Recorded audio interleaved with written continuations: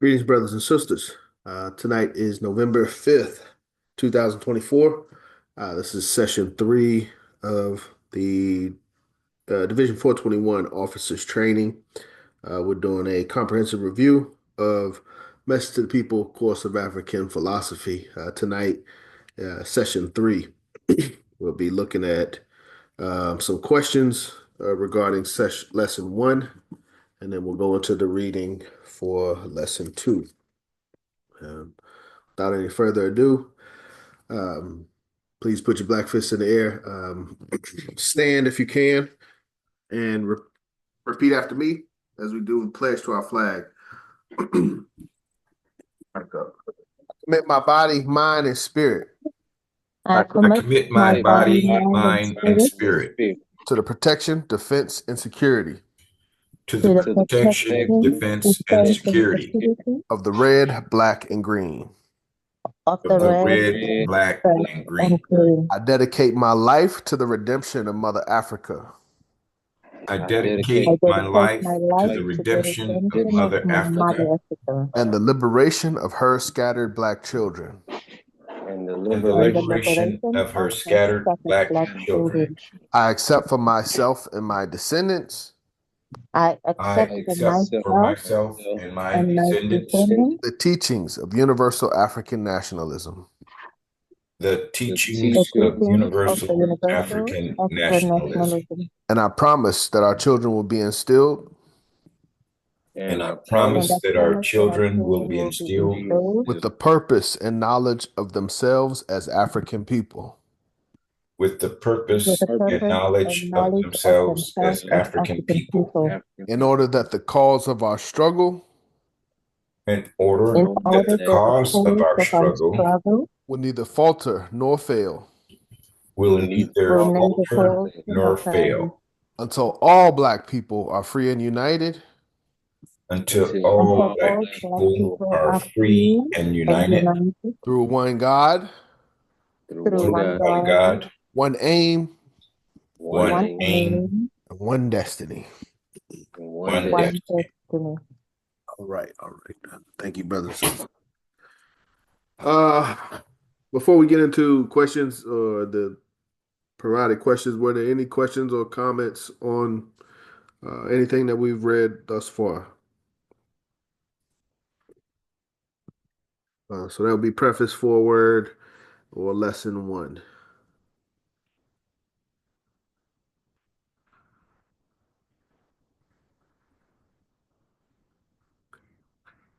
All right. Okay. All right. So we'll go through the questions for lesson one, and then we'll do reading of lesson two. First question, lesson one. According to Mr. Garvey, when must we stop learning and stop reading? Never. Never. Yes, sir. Mr. Garvey says, never stop learning, never stop reading. What's going on with my... Never stop learning. One must never stop reading.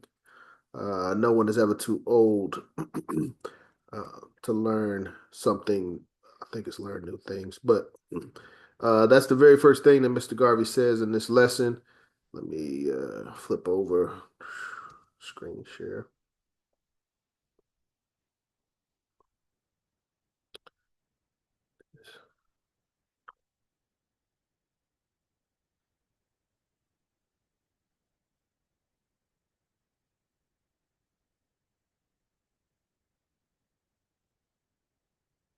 Still loading. I'm about to say, what's going on? Okay.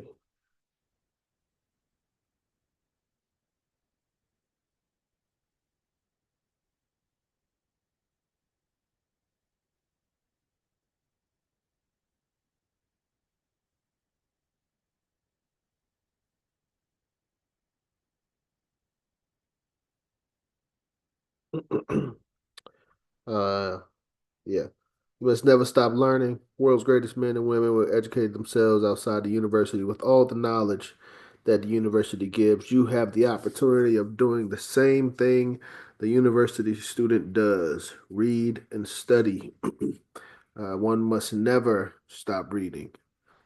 So it's a lifelong journey, lifelong calling, not just for leadership, but as this lesson is defined, intelligence, education, universal knowledge, and how to get it.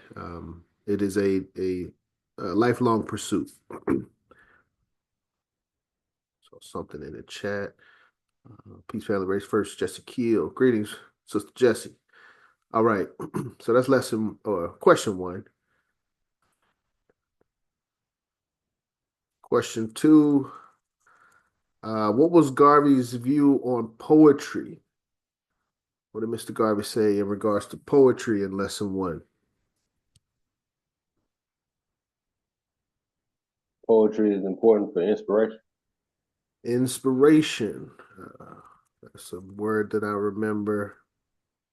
Let me see where the answer to that one is.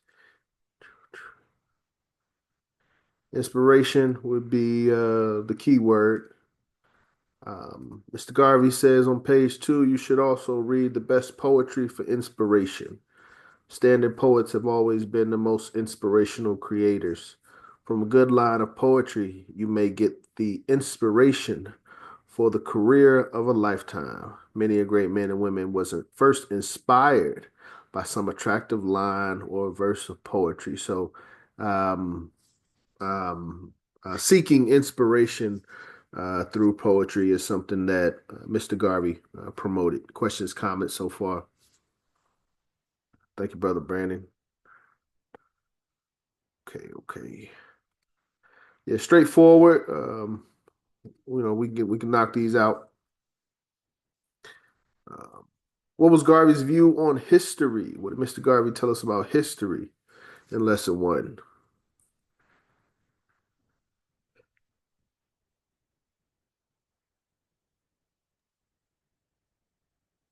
Knowing history is the only way to know the world and mankind. Knowing history is the only way to know the world and mankind. Yes. Um, um, but yes, I want some more on that though. Thank you, Brother Brandon. Someone else help us out. Brother Brandon is it's more than just him. But he's doing a great job.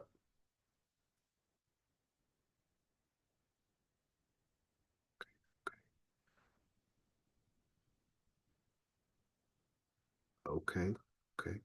Mr. Garvey says something about read history and I believe he says read history incessantly until you master it.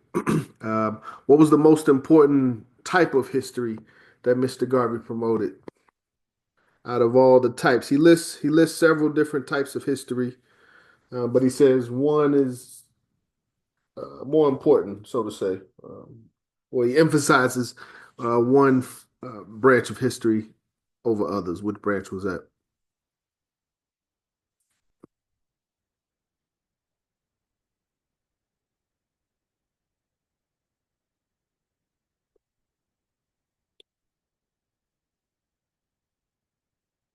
Okay. All right.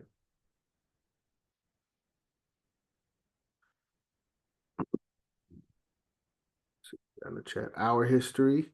Yes, you're not wrong. History of man, specifically, but Mr. Garvey definitely promotes this for us to know our history, particularly the greatness of our history. Mr. Garvey says, read history incessantly until you master it. This means your own national history. So, yes, our own history, the history of the world, social history, industrial history, and history of the different sciences. He says, but primarily the history of man. So this is what I was seeking in regards to the specifics. But read history incessantly. Again, the title of this lesson, Intelligence, Education, Universal Knowledge, and How to Get It. Um, that is a fundamental component is knowing history. Mr. Garvey continues to says, if you do not know what went on before you came here and what is happening at the time you live, but away from you, wait, and what is happening at the time you live, but away from you, you will not know the world and will be ignorant of the world and mankind. So, in order for us to be knowledgeable, in order for us to not be ignorant, we must study and know history. We must know how the world has gotten to where it is today, how the UNIA has progressed since its inception from 1914 to 2024. Do we know that history? What's the history of our people? Whether our people, some of our people were here in this land, some of our people were brought to this land, some of our people came to this land voluntarily, I would say, thousands of years at least ago. But know our history, know the history of the continent, know the history of man, where civilization came from, where it started, and how things have progressed. All right. Next, any questions on history so far? Question or comment? Yes, sir. Question or comment? Oh yeah. Well, I was just going to add that definitely I agree with everything you said, but also including in there, we're not just talking about Black history only. We're talking about history of the world, like you said, history of mankind. So we want to know the origins and the orientation of other peoples to know their history versus our history, or our story versus his story. Then we definitely need to know their story and their orientation and show what they're capable of so that we can prepare for whatever may impact our community. So yeah, a lot of that is definitely important. And yeah, his that history is the guidepost, Mr. Garvey would say, by which we are directed in the true course of life. So Hmm. not knowing it puts you at a certain tactical disadvantage. Yes, sir. Yes, sir. Yep, absolutely. The dynamics of different races, cultures. Um, One of the words Mr. Garvey uses in the text, ethnography or ethnology, I believe. But the the the study of ethnicities and how they've progressed and become what, where they've come from and how they become what they are today. But yes, the interactions of these cultures, the history of these cultures as well. Thank you, Brother Moyama.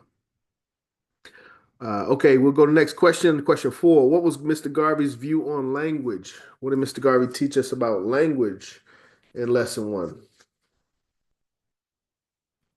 Can I respond? Sure, if you'd like to respond. Yeah. You respond on the Okay. previous question or? On language. Oh, yes, please. Okay. The Honorable Marcus Garvey believed that language is powerful and urged the Black community to learn multiple languages, especially those that would enable them to understand Western culture and literature more deeply. He advocated for the mastery of English as a means of communication and influence. Yes, yes, absolutely. Well, English being our language, but yes, yes, specifically to us, that would include English. Anyone else? Questions, comments on or response on language before we go to the text? And I think the next question speaks on in regards to English. Mr. Garvey teaches us that English comes from 2 other languages. Do we remember the languages that Mr. Garvey said that English comes from, and therefore we should study those languages as well? Yeah. Latin and French.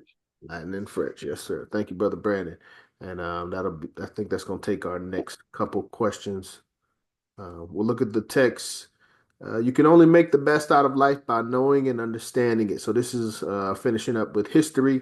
To know, you must fall back on the intelligence of others who came before you and who have left their records behind. So these records or what we consider quote unquote history.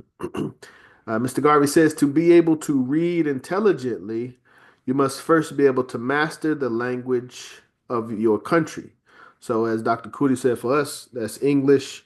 Other countries, you must master the language of your country. Mexico, master the language of their country. Our brothers and sisters in the islands, master the language of their country. To do this, you must be well acquainted with its grammar and the science of it. Mr. Garvey says every 6 months you should read over it. Read over again the science of the language that you speak so as to not forget its rules. People judge you by your writing and your speech. If you write badly and incorrectly, they become prejudiced towards your intelligence. And if you speak badly and incorrectly, those who hear you become disgusted and will not pay much attention to you, but in their hearts laugh after you. A leader who is to teach men and present any fact of truth to man must first be learned in his subject. So as we teach, fundamental of teaching is having good language. All right, so I guess he gets into he breaks down the French and stuff later. I thought it was here. All right. Any questions so far? So we talked about never stop learning, never stop reading, inspiration, looking for, valuing poetry. And Mr. Garvey even speaks on music to an extent, but inspiration, Mr. Garvey's perspective on history and the mastery of language. Next question would be, what subjects should we never write or speak about? Mr. Garvey says there's certain things we should not write or speak about, and why is that?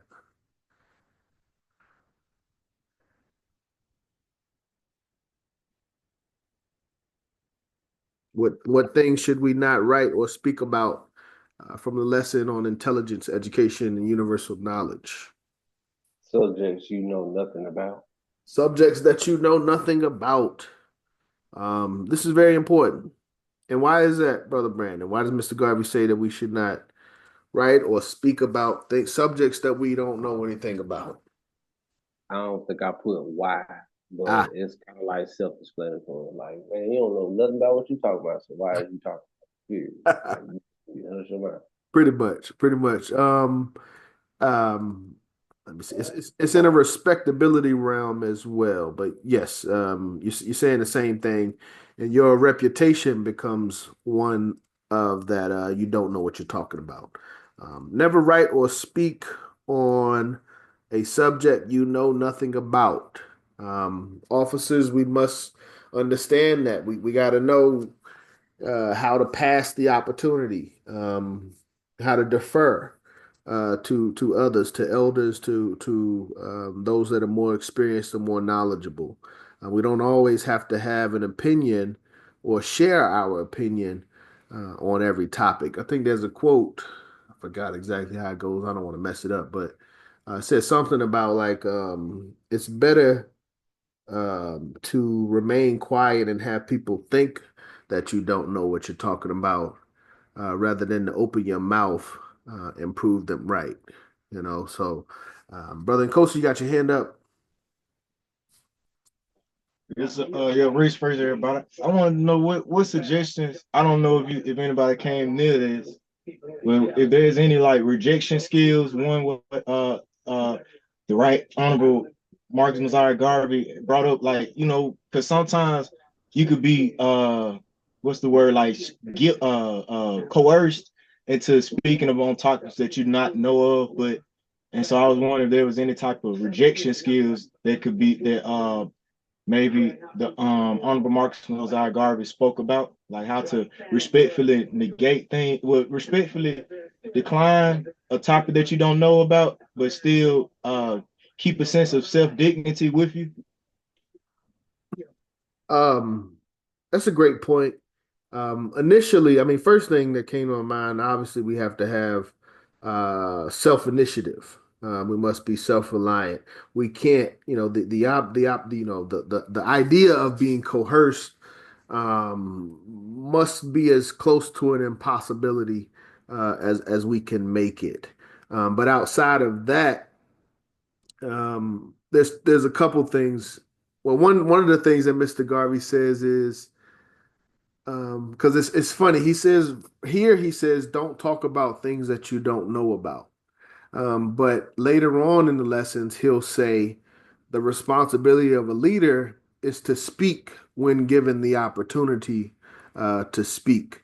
So the responsibility is on us as leaders to make sure that we are knowledgeable of several subjects. Um, um, yeah, I think that's the best way I can say it. Obviously, if you don't know, I would honestly say, I don't have the experience to give you an opinion on that topic. But on the other side, Mr. Garvey kind of promotes a regimen throughout this lesson to make sure that we are well versed, well rounded, and we can pretty much give an opinion on several different topics. An opinion that's race first and as the text teaches, African centered. It's two hands up. I don't Yeah, first, that's me. brother. So I think brother Kosi was up too. Go ahead, brother Brandon. with that statement that you just made, so it's also on us to know when to speak on the knowledge and when not to. Kind of like answering what bro was saying, because like he said, you can be like enticed or antagonized into responding into certain things. Because we passionate individuals, especially on Yeah. certain subjects. Well, that's what I'm saying. One of those you have to control that passion. Um, Right. at the end of the day, there's no way around that. On the other hand, as you were talking about it, there's a diplomatic realm to that as well, to giving responses. And Mr. Garvey there um, kind of gives another strategy in regards to responding to those types of questions, but making sure it's for the benefit of our people. But that's in later lessons. I don't want to bring that up right now. I bet. Brother Nkosi. Yeah, that diplomacy, because when I be reading, when I try to think about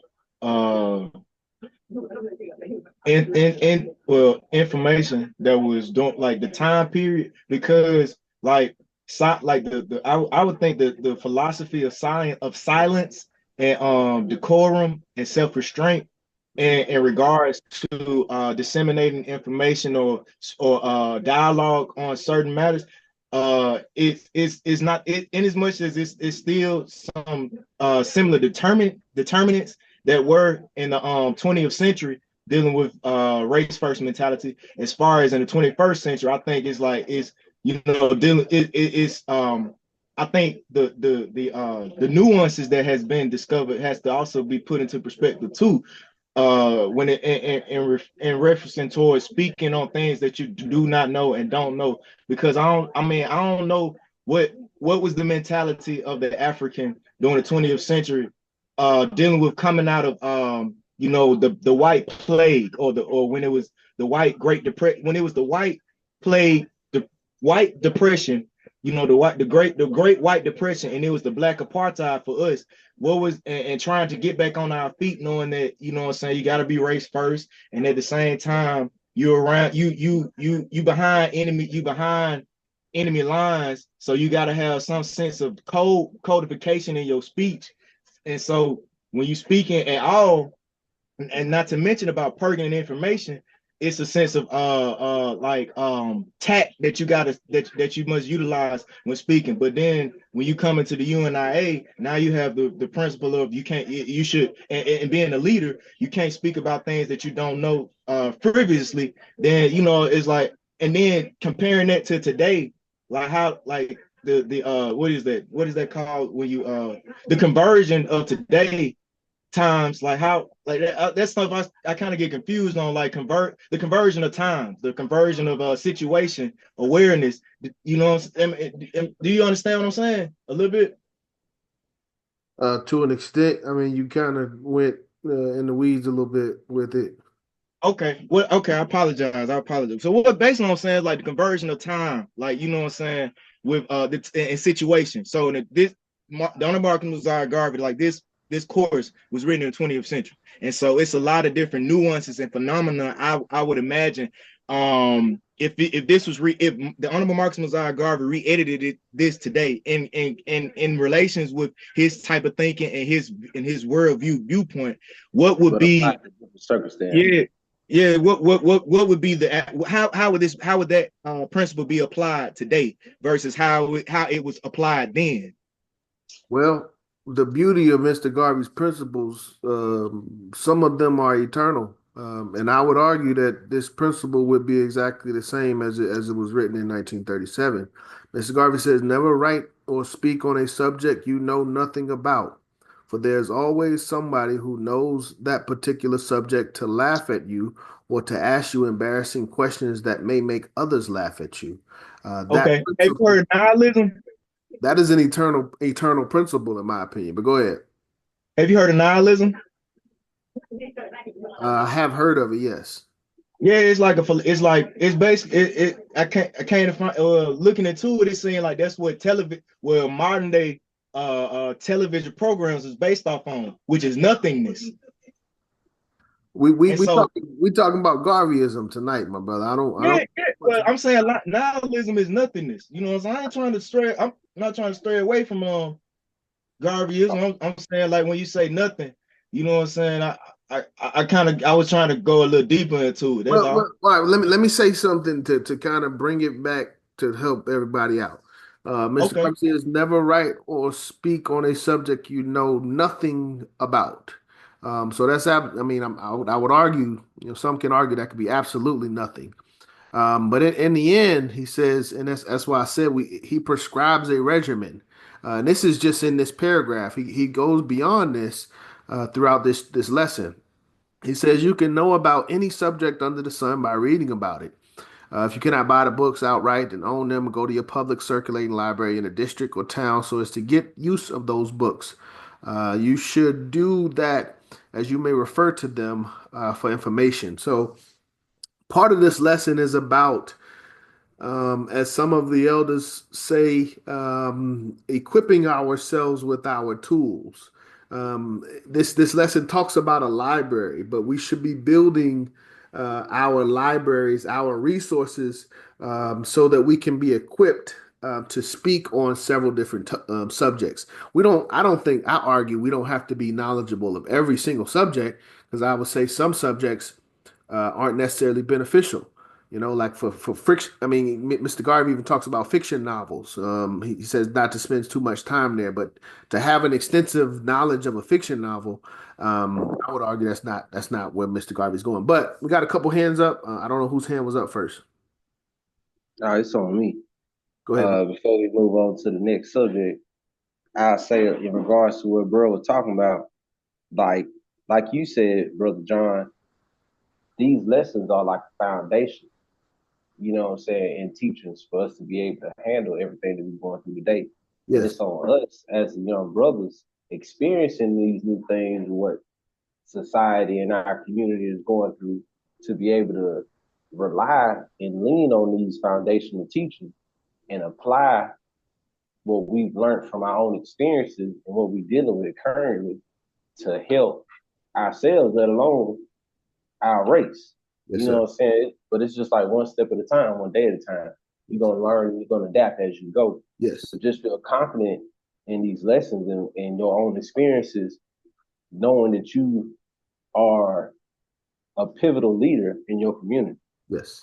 Yeah, You we know what don't I'm saying? we don't yeah, we don't want to spread misinformation. One and two, our reputation. If we build a reputation of not knowing what we're talking about, what is the value of us as a leader? I think Brother Moya hasn't had a chance to speak. Yeah, I wanted to just kind of briefly speak to that point, which I think is a great point. And communicating more so than the knowledge, intelligence, and how to get it. But when it comes to communicating, sometimes you do have to what they call obfuscate.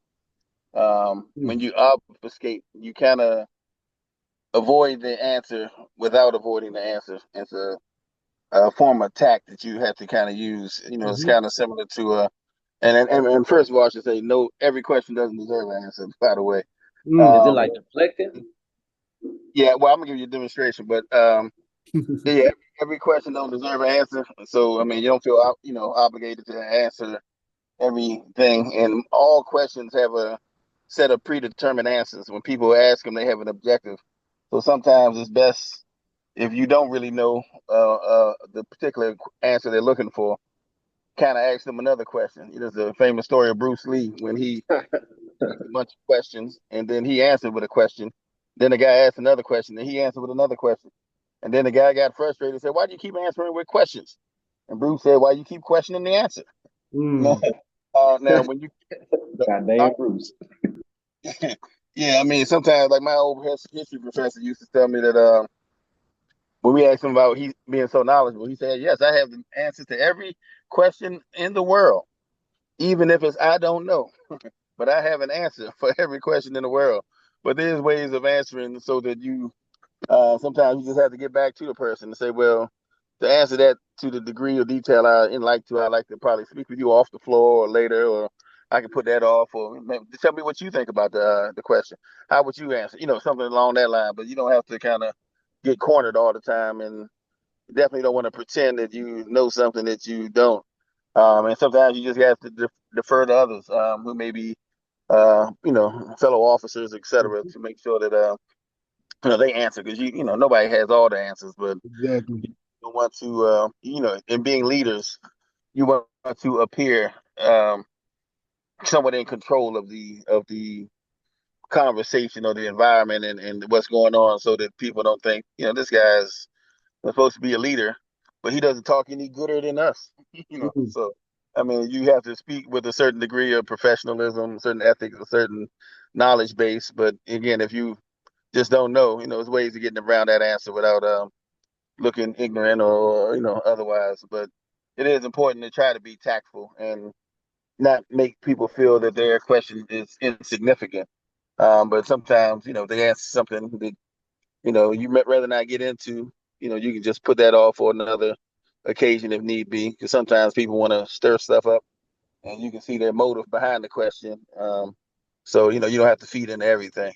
So yeah, being tactful, knowing when to answer, when not to answer, and how to kind of obfuscate the answer sometimes is an act of diplomacy as well as intelligence.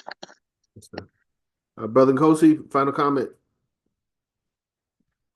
Yeah, Rich first. I was trying to. I guess I was bringing you utilize what you just read as an example with the conversion of time situations. Okay.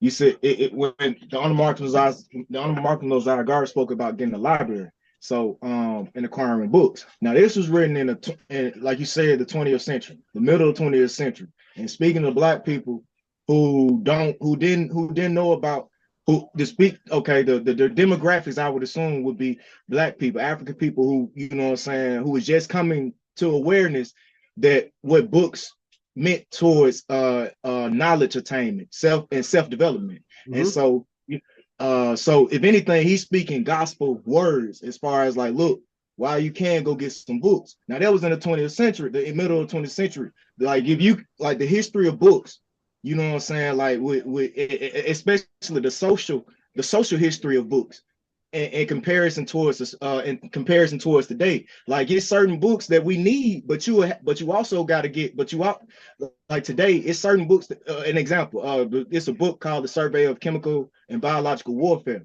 Now, when that book first came out, you had to sign your name on a certain type of sheet of paper to get this book. And then the book Stolen Legacy by George G.M. James. You had to sign your name. If you was Black, of course, you had to sign your name to get this book. So it's that's what I'm saying about the situation of time, the time situation conversion with converting the situation that was at hand, the social, I mean, it's a plethora of situations. You got the philosophical, you know what I'm saying, the economical, the political, the anthropological. But first, I would like to start on the social situation, converting the like in the 1937, what was the social situation for the African in comparison towards the social situation for the African today, But and then bringing in Brother Kosi, slow down, because we got a lot to go through. Your time, right, this, respectfully. I appreciate the opportunity. we will address that when we get to page 6. The answers for page 6. I believe that's where that comes in.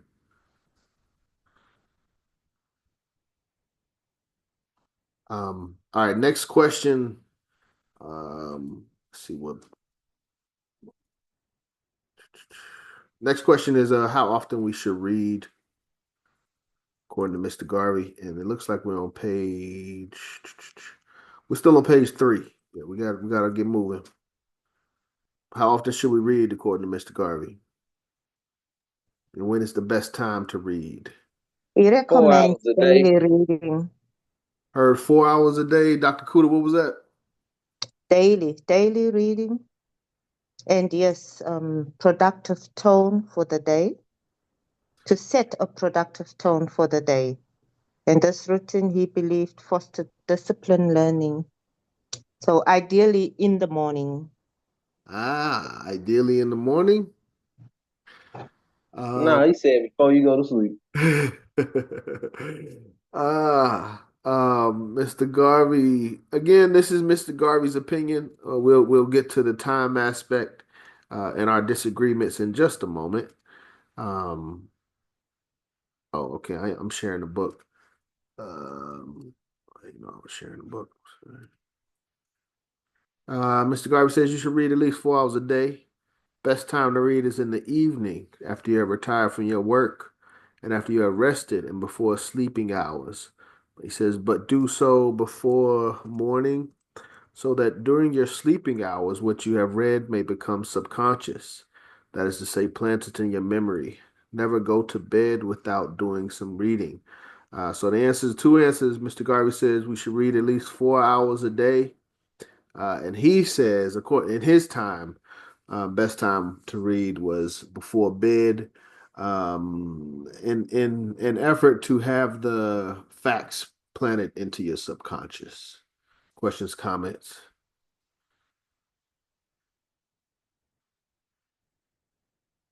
Okay.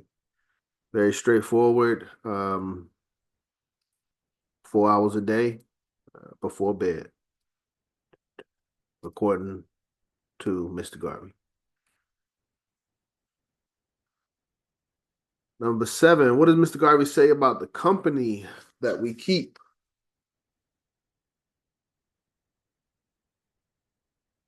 Peer groups. All right. So he said, don't hang around ignorant people that you can't learn nothing from, or people that can't learn nothing from you. Yes, sir. Yes, sir. Do we understand what the intent was there? Or what do we think the intent was with that? Yeah, like if you can't build or learn from these people in your surrounding, in your circle, then what the heck you around them for? Then if you not building the next man up, then why are they around you? You know what I mean? Like I got this youngster around me, but they just acting a plum dumb fool. They don't even want to learn nothing. I ain't got no business around you. You ain't got no business around me. Absolutely. Very well said, Brother Brandon. A lot of times when we've looked at this, we've took the position of, the intelligent one being around the ignorant one, and we'll look at it from a charitable aspect. Hey, Mr. Garvey says we're supposed to uplift our people. How are we going to uplift our people if we looking down on them? But you're absolutely right.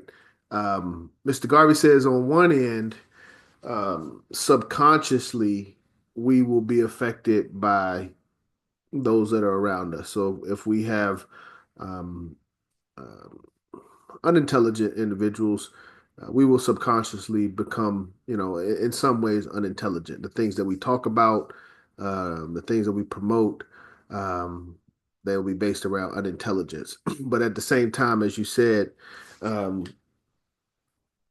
obviously we're not affecting them. We're not making them smarter, but just going to the text.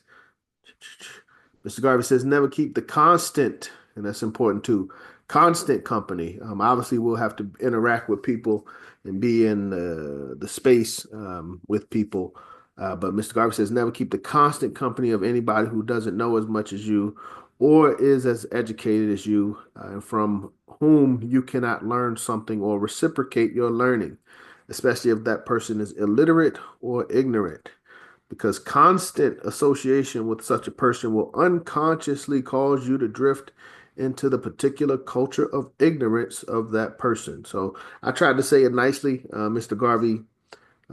He just straight out, ignorance. Their ignorance will spread to you. Always try to associate with people from whom you can learn something. He ends with contact with cultured persons and with the best books is the best companionship you can have. So a lot of what we are trying to do is uplift the work of upliftment. We're trying to lift our race back to a position that God sought when He created our race. And Mr. Garvey argues that um, God didn't create us to be a servant class, and it's disrespectful for us not to um, desire our rightful place in this physical realm. So we'll talk about that more later. But Mr. Garvey encourages us to make sure we have a intelligent circle that we um, that we are around and constantly. But we're uplifting each other, uplifting our people, and yeah, just want to make sure we're around people that's lifting us up. Okay. Questions, comments before we proceed?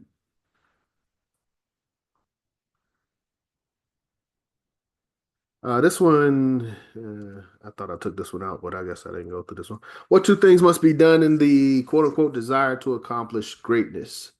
Mr. Garvey talks about acquiring greatness and says there's a couple things. He simplifies the path to greatness. Said first decide on what direction you desire to seek greatness in. Yes, sir. So decide what you want to do, and then what? Oh, I'm gonna let somebody else get that second part. There you go. Thank you, brother Brandon. Anybody else know what's going on? Anybody got their books, got their tools?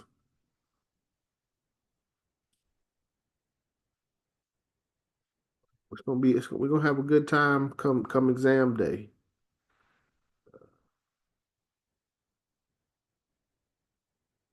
All right.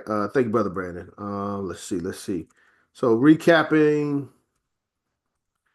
Let's see. Mr. Garvey says, by reading books, so back to intelligence briefly, you keep the company of authors of the books or the subjects of the books when otherwise you cannot meet them in social contact of life. So if you can't find the right peer group in life, you should surround yourself with the best authors, whether they're alive or passed on. Mr. Garvey, all caps, never go down in intelligence to those who are below you, but if possible, help to lift them up. To you, always try to ascend those who are above you and be their equal with the hope of being their master. So, ascension is a common theme, and a great way to think of that ascension is in regards to intelligence. So it's not a arrogant ascension, and I'm better than you because Mr. Garvey said I'm better than you. But as Mr. Garvey says later on, intelligence should rule ignorance. So we should be quote unquote superior or have the mindset and opinion of superiority based on superior intellect. But continuing, Mr. Garvey says, continue always in the application of things you desire, educationally, culturally, or otherwise. So if we have desires, whether they're educationally, culturally, economically, whatever it may be, and never give up until you reach the objective. And you can reach the objective. Others have done so before you. So what man has done, man can do. What Mr. Garvey did, we can do. You know, what the UNIA has done, we can do. And you reach the objective if others have done so before you, proving by their doing it that it is possible. So Mr. Garvey's already shown us the possibilities, but we still trying to figure out what it is we got to do and how to do it. Mr. Garvey continues, he says, in your desire to accomplish greatness, you must first decide in your own mind in what direction you desire to seek that greatness. So, how do you want to be great? You want to be financially great? You want to be educationally great? You want to be organizationally great? You know, you just want to be a great marketer. You just want to be famous for the sake of being famous, whatever it may be. You know, you want to be great in a sense of charity. Find out what you want to be great in. And when you have so, or we as a people and as an organization, we need to find out what we want to be great in. And when you have done so, and when you have so decided in your own mind, work unceasingly toward it. The particular thing that you may want should be before you at all the time, and whosoever it and whatsoever it takes to get it or make it possible should be undertaken. Use your faculties and persuasion to achieve all you set your mind on. So, you know, we got to figure out what it is we want to do and work unceasingly towards that. Brother Nkosi, you got a question? Thank you, President John. Race first. What would you say could be like the universal standard within within the teachings of the Honorable Marcus Mosiah Garvey for the parameters of what one should strive for in greatness? Like, you know, I'm pretty sure Satanism, you know what I'm saying? He wouldn't want you to be a Satanist, a great Satanist.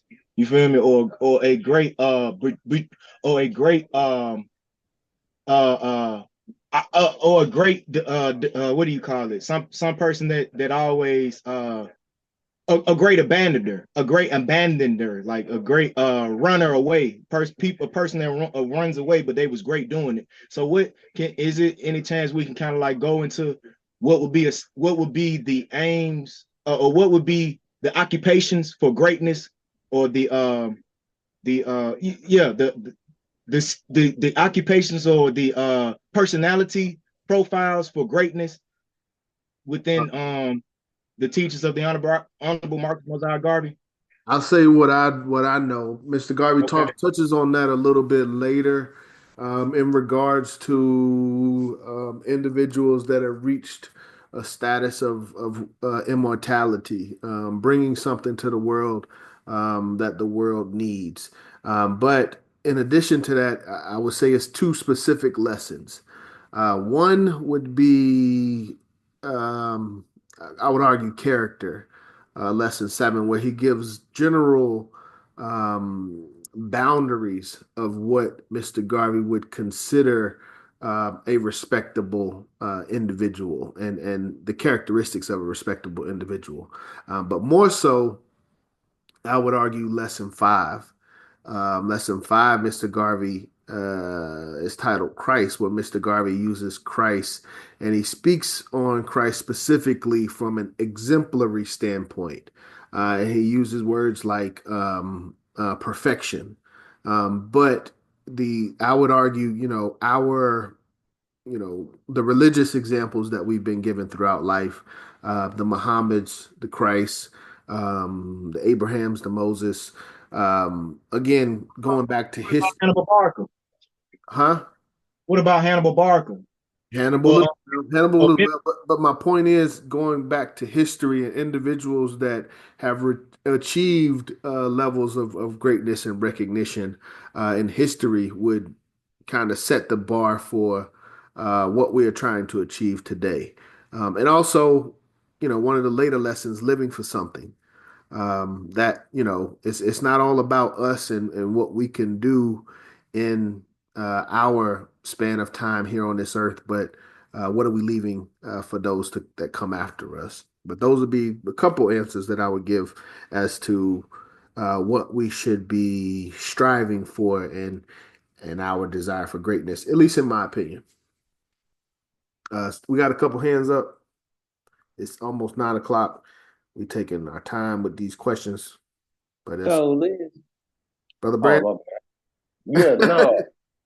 We good? Listen, yeah, I'm good. I'm just hearing what you're saying. So basically, when it comes to the greatness, you know what I'm saying, you really choose for yourself, but you got plenty of examples throughout history. Yes, That's sir. another reason why Garvey was like, study your history of mankind and the world and everything. You'll Yes, see sir. that, and you And just choose. speaking of examples of greatness, how we gonna overlook Mr. Garvey? So Exactly. Boom. he's laying out the foundation of what it is that we need to do.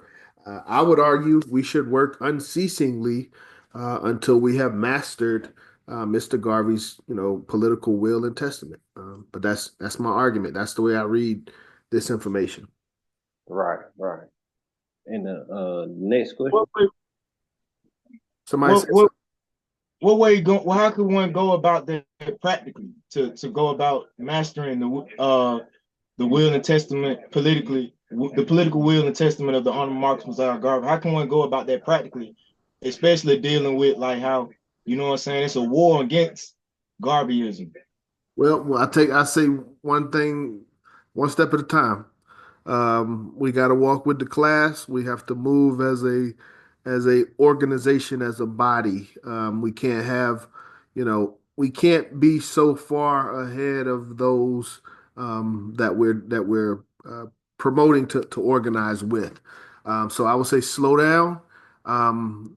We have to pay attention to what Mr. Garvey has said thus far. And so far, Mr. Garvey has promoted for us to study history, make sure we are getting good inspiration. What else has he said?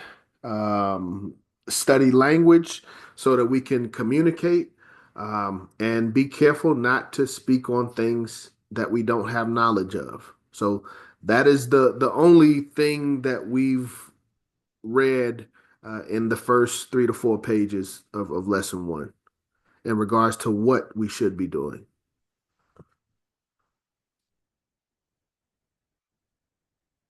Don't keep the company of individuals, don't go down in intelligence, reading 4 hours a day and reading before night.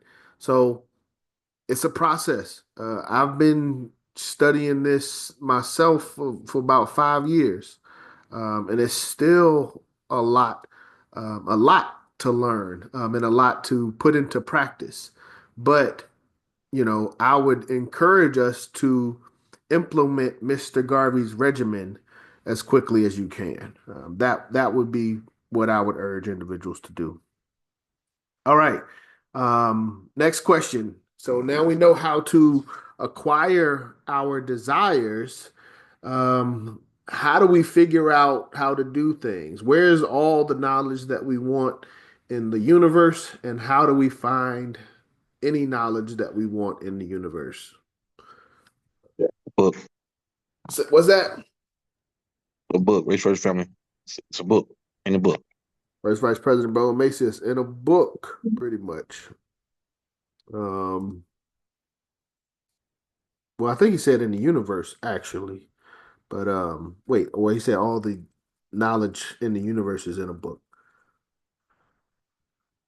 All right, let's finish. We'll finish this. Try never to repeat yourself. Any one discourse saying the same thing over and over. Nobody likes repetition, so that's in regards to not knowing what you're saying. You're just saying the same thing over and over. Therefore, try to possess as much universal knowledge as possible through reading as to be able to be free of repetition and trying to drive home a point. So we must be well-rounded. We must possess universal knowledge. No one is ever too old to learn. So we talked about that in the beginning. You never stop learning, never stop reading. Therefore, you should take advantage of every educational facility. So schools, libraries, community educational facilities. Mr. Garvey says we must take advantage of every educational facility. If you hear of a great man or woman who is to lecture or speak in your town on any given subject, and the person is an authority on the subject, always make time to go and hear him. This is what is meant by learning from others. So promoting for us to go and hear well-renowned orators and speakers and philosophers.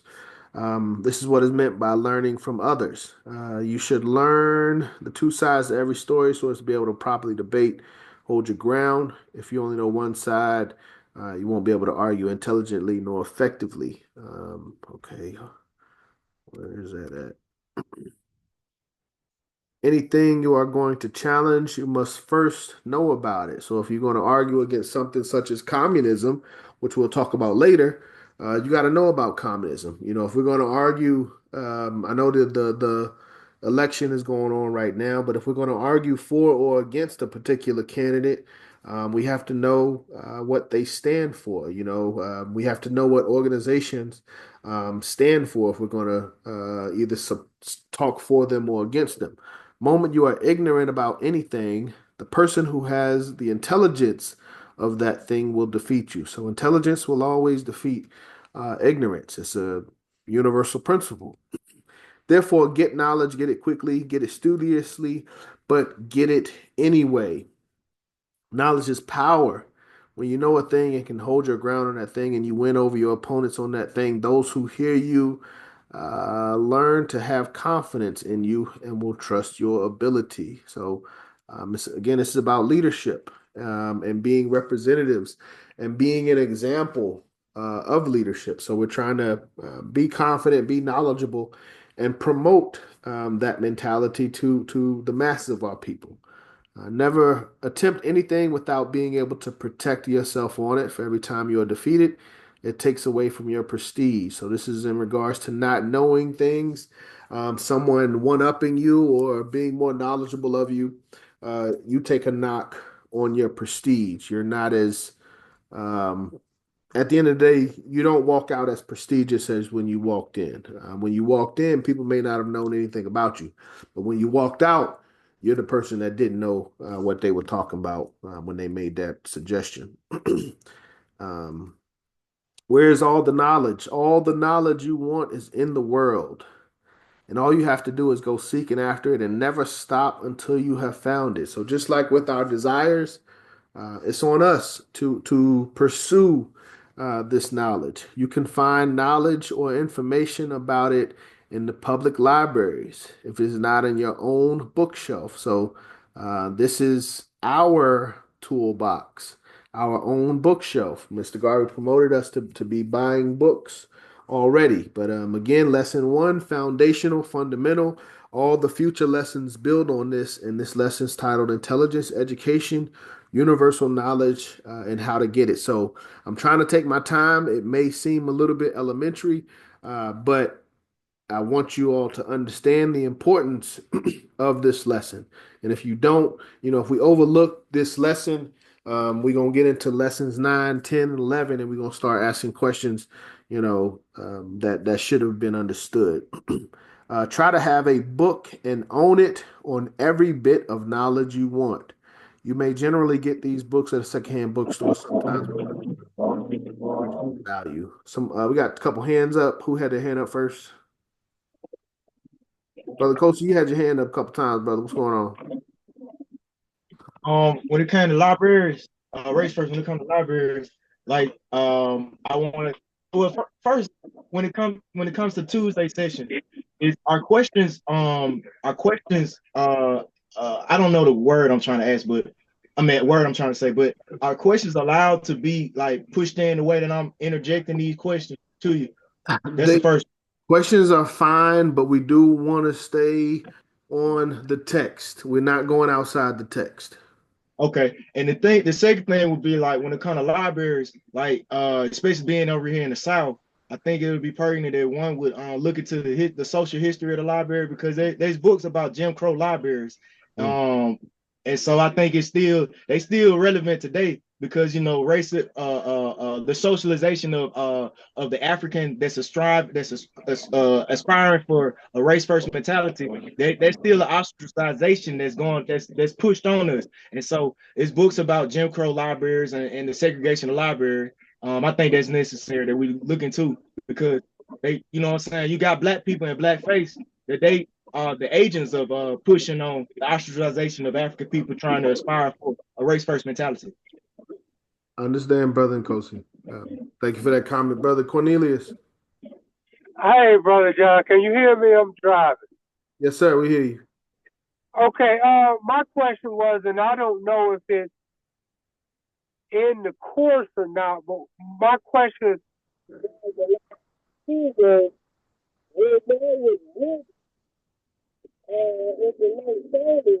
You sound a little muffled, brother Cornelius, like your phone in your pocket or something. yeah, well, like I said, I'm driving. See, can you hear me a little bit better? Better now. Okay, what I was asking was about segregation of libraries and what libraries were available to Black people at the time that Mr. Garvey wrote that. I was just wondering about that accessibility. I know that's part of the guidance report, but that's just the case to my mind about libraries. I mean, were there Black libraries? Were there like segregated libraries that Black people had access to part of, but not? I don't know how that works. I know that, for example, I went to Tuskegee, and I know that Tuskegee, being a Black school, had a library, but everywhere I'm just wondering, where would Black people be able to access the library? That was my question, or comment maybe. I'm not sure the answer to that question, brother Cornelius. That is a question that I have no knowledge of, as far as what public libraries were accessible to our people in 1937. Yeah, if I may make a comment to that. Brother Moyama. Yeah. Yes, there was certainly a heavy degree of discrimination when it came to literature and opportunities to acquire literature that was racially um, something that would have been uh, given us pride in our racial heritage. There was a lot of westernized publications. There were a lot of libraries that discriminated what books um, they selected for their archives. And so, yeah, it wasn't easy at all to acquire literature that we needed to know about our history and the greatness of people who came before us. And that's why a lot of Garveyites were actually involved in history long before Carter G. Woodson and others. There were a lot of, like John Everett Bruce, started a historical society. Many others, were involved with he and Arthur Schomburg and others, along with, again, Carter G. later on, who were promoting proper history, J.A. Rogers and others. So we acquired the information because we understood, even if we didn't have the original material that we may now have access to in this information age, we knew there were certain contradictions that they couldn't get around. And since we used our sense of discernment to read their material when we had it, and then when they make comments that don't make much sense, like Columbus discovering America and found out there were already people here. Well, that word discovery must be used pretty loosely. So we realized that there must have been more information about the people before that, and we started looking for it. But once you have some idea, even if you don't have all the knowledge you need, you can see certain contradictions in their telling of our story. So, after that, we began to go on a prowl, and people like Sheikh Anta Diop and others came along and helped provide the missing links to some of that information. And of course, we still learning things today. So yeah, it's good to be not assuming that everything that you see in your local library or everything that you have in your own collection is all there is. Always, seek greater knowledge and people who may have that knowledge who can share the right resources with you, so that we learn everything we need to. Because they will bury their lives in the library, as they said. So always look deeper and further ahead, and ask those who may be more advanced in certain topics or subjects to refer you to the better material that supports our worldview and respects our history and heritage. Thank you, Brother Moima. Okay, brothers, we gotta make some progress. I'm trying to use AI.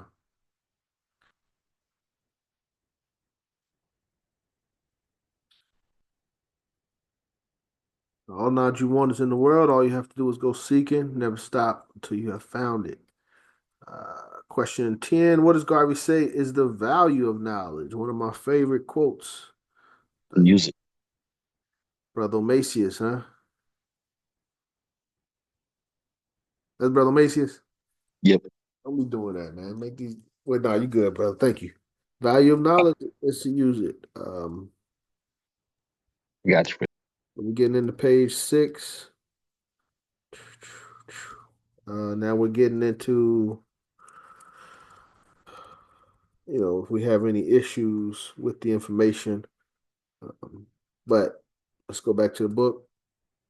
Very important quote. Value of knowledge is to use it. It's not humanly possible that a person can retain all knowledge of the world, but if a person knows how to search for all the knowledge of the world, he will find it when he wants it. But the value of the knowledge is to use it.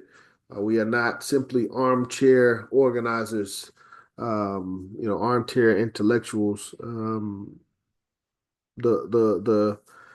you think about it, honestly, one thing I've thought about, and I want y'all to think about this, the place where you can find the best, the most qualified individuals in all the world. With the best, I guess you could say they have the best resumes that have ever been written ever. NASA. NASA. It's a good one. I got a better one than that. The most qualified Elders. Elders. You're getting close. Mm.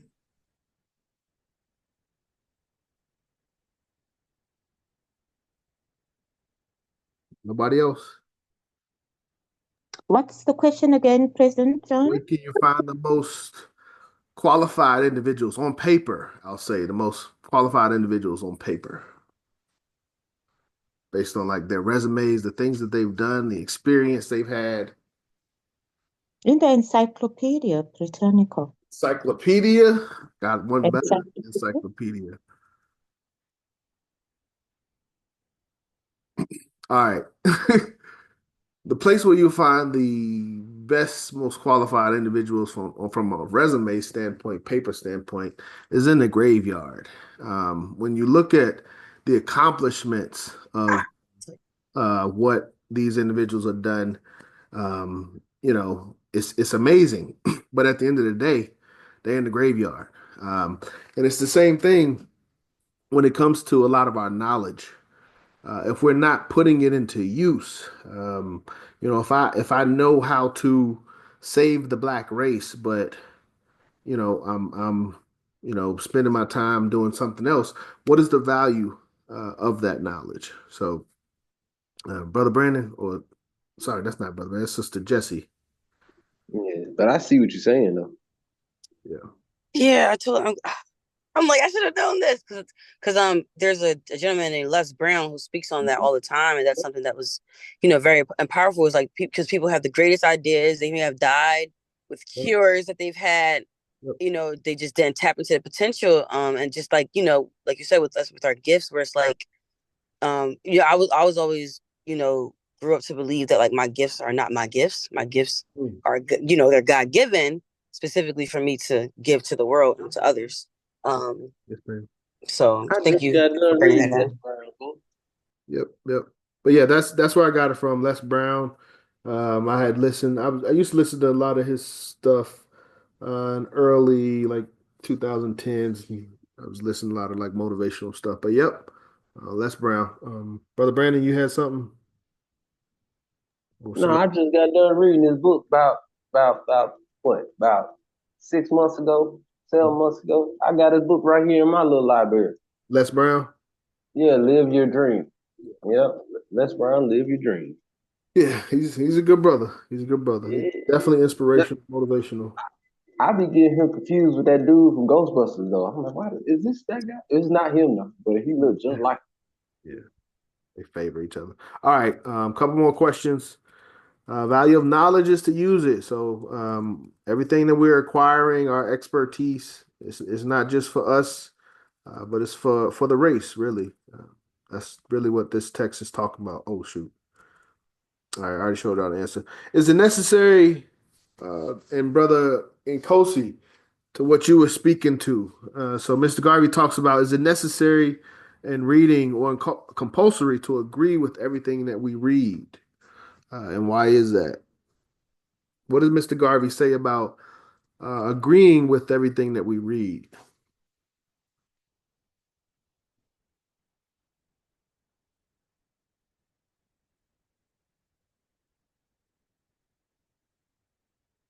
Brother Macius, you gonna help him out? You should question everything, basically. Don't agree with everything up front that you hear. Test it. Test it. I like that. There you go. All right. Let's go. Running through the scientific methodology. We can, yeah, it's different ways. That's semantics as far as how we test it. I think Mr. Garvey says use your logic or something. In reading, it is not necessary or compulsory that you agree with everything you read. You must always use or apply your own reasoning to what you have read based upon what you already know as touching the facts on what you read. Pass judgment on what you read based upon these facts. When I say facts, I mean the things that cannot be disputed. You may read thoughts that are old and opinions that are old and have changed since they were written. You must always find out the latest facts on a particular subject, and only when these facts are consistently maintained in what you read should you agree with them. Otherwise, you are entitled to your own opinion. So Mr. Garvey, and then he, in the next line, always have up-to-date knowledge. But Mr. Garvey allows us to question everything that we read, update the facts, modernize teachings and things like that. But I would even say in an aspect of this text itself, if there's some things that are outdated, and the text even says that in the beginning, there's some things that are outdated. So it's up to us as leaders in the UNIA to update and continue to modernize this text and make sure it's still accurate and useful. Questions, comments so far on that one? Mr. Garvey says we don't have to always agree with what we read. Apply our own reasoning to everything that we read. If I may. Brother Moriyama. Yes, sir. Yeah, I was going to say quickly, I'm not sure if I'm jumping ahead or behind in the lessons, but one of the most powerful lessons I'm paraphrasing Mr. Garvey made dealing with education to me was education is not always what you take in, but it's also what you take out. And sometimes as we read and learn, certain things that we learn contradict things we had previously learned.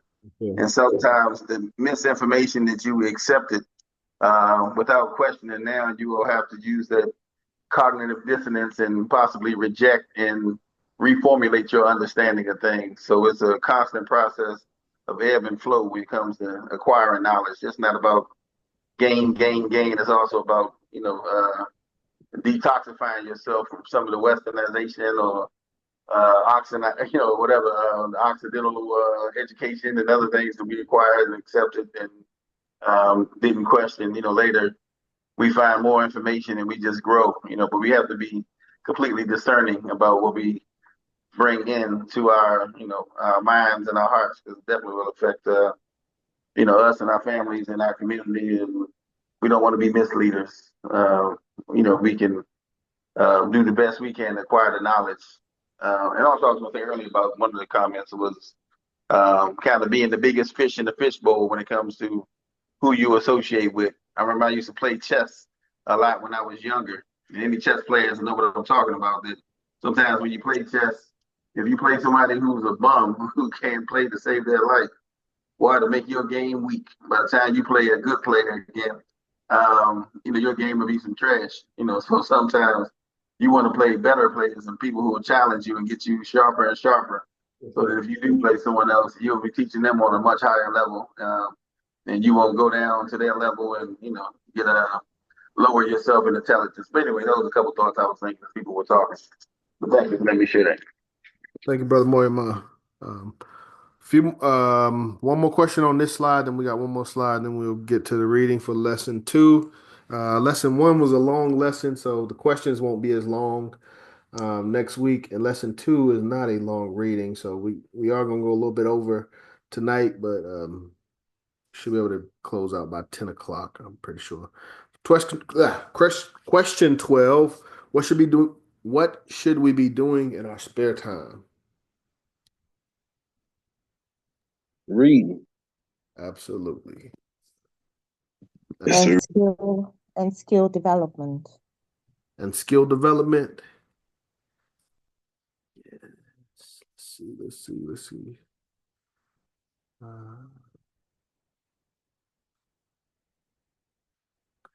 Self-improvement.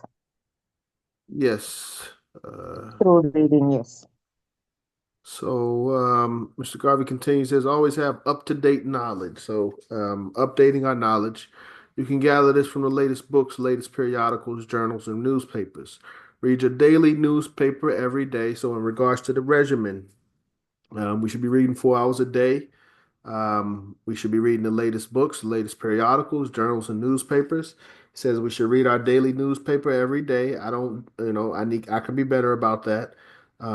Read a standard monthly journal every month, a standard weekly magazine every week, a standard quarterly magazine every quarter, and by this you will find new knowledge of the whole year in addition to the books you read, whose facts have not altered in that year.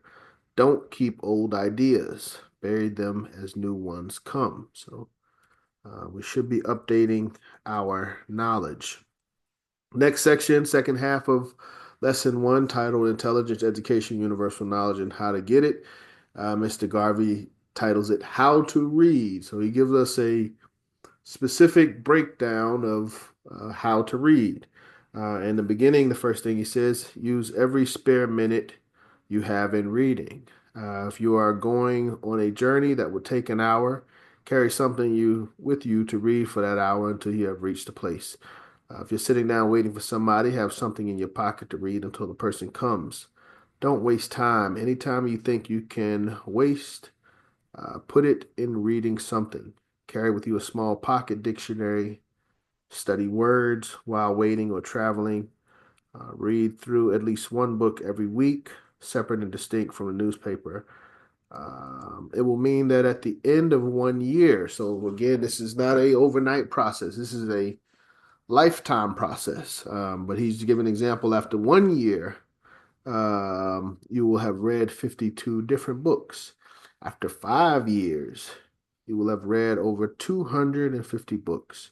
You'll be considered a well-read man or a well-read woman.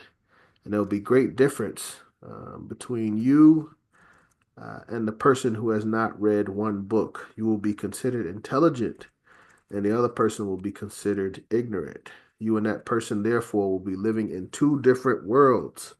One, the world of ignorance, and the other, the world of intelligence. Never forget that intelligence rules the world. Ignorance carries the burden. I think that's one of our next questions. Therefore, remove yourself as possible from ignorance and seek as much as possible to be intelligent. So a big dichotomy of lesson 1 is just intelligence and ignorance. And that dichotomy carries on throughout the lessons. Brother Kosi, you got your hand up. This verse first. I hope this is still with it, but it's dealing with the attainment of knowledge and intelligence. Like I know I don't know if I heard anything about like asking others for maybe help, guidance, or help guidance with knowledge, like, you know, maybe asking other people, like, yeah, how to question other people for knowledge. And then that's the first part of the question. And then the other part is like in that process of if that is possible to question others for knowledge or information or wisdom, how not to be a brown noser or a neurotic flatterer. You know what I mean? Yes. First thing I would say in regards to not being a neurotic flatterer, um, I would go to the question in regards to what Mr. Garvey said about desire. Have a desire. And if we are in pursuit of that desire, if we're asking, 30 questions, but it's all in line with how to organize a particular community, that shouldn't be a problem for anyone that considers themselves a quote unquote organizer. But if we're talking about, airplanes, first 5 minutes, and then we're talking about submarines, next 10 minutes, and then we're talking about animals. That's it doesn't seem to be a fixed desire or focus. That would be the first. Because that's militaristic talk. Because it's a book called the Six-Legged Warriors, where entities are utilizing insects as weapons. And airplanes, that's a weapon, and submarines, weapon too. Yeah,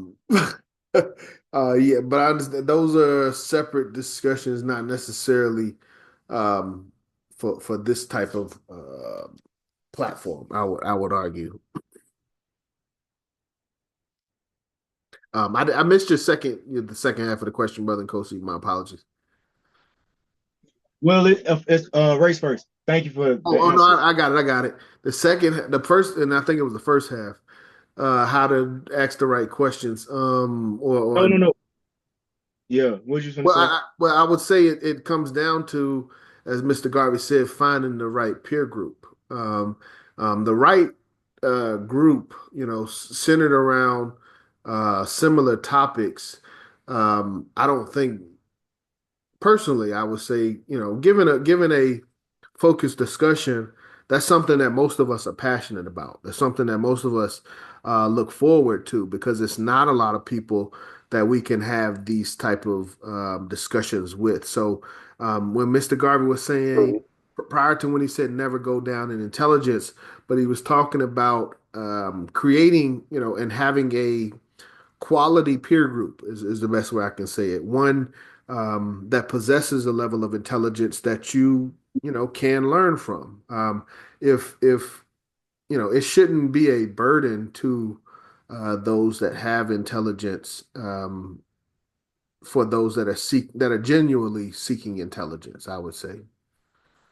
So what about this? Like, so you're around circumstances where the attainment of knowledge is not revered as it is, but knowledge is everywhere. So I guess this would be the anonym of obfuscate. I can't remember being able to stay on, being able to keep on, like instead of avoiding the topic, to keep on staying on the topic even when someone doesn't want to stay on the topic. So like being able to I guess extract knowledge from anywhere. I guess that's the best way I put it. Being able to extract knowledge from anywhere would that be somewhere within the lesson? I would argue that's in the later lessons. This is more so of the voluntary approach, and more so accessing the resources that are available. So we spoke briefly, I think maybe a paragraph in regards to our peer group. But even outside of that, Mr. Garvey says, books, in some sense must be our best friends. We can modernize that, lectures, videotapes, whatever it may be, audio books. But he's prescribed, in addition to much more extensive than he gave us with the chapter on the people. He's talked about the journals, the periodicals, doing this for a period of time. So, um, yeah, I mean, I can definitely say there's a lot to read. Even just within the UNIA, the history, the papers, the books, there's a lot to keep us busy throughout the year, just with the records of the UNIA themselves. Race first. Race first. Okay, 9:32. Let's proceed. I think we're on the last slide. With this, oh, this is a long slide. We got to move quickly. So I'm probably not gonna go to the book too much with this one.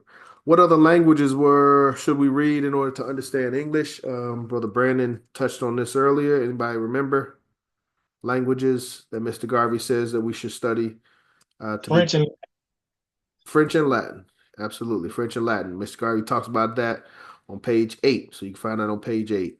Number 14. What do the greatest men and the women in the world burn? What do they burn? The midnight oil. The midnight, I believe he says lamp, but midnight oil, midnight lamp, it does, either way, that's correct. The sentiment is, as he said with the reading before night, having more information when you wake up in the morning.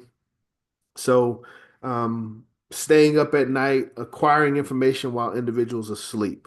I can argue in modern time, this can go either way. I feel like, a lot of people, quote unquote, leaders, and what I mean by that is they would rather wake up early. So we got individuals waking up, 2, 3 o'clock in the morning, handling their business, working out and all that stuff, and handling their stuff, and then going to bed.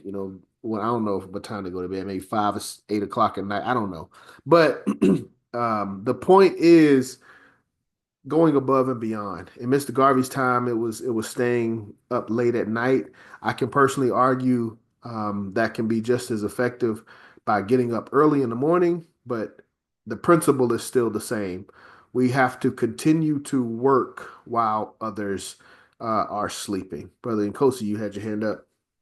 Just race first. That's a euphemism because during the 1930s, it was the you had to use oil for lamps, and so the peoples that were studying continuously, as you said, throughout the night and even through in the morning, they used the oil for lamp, and so you had to burn, you had a kerosene lamp and all like that, and so now modern terms is a euphemism for like for what your explanation just was. Yes, I understand what you're saying. Yeah, and I see that now. It's in a time when the light switch wasn't as readily available.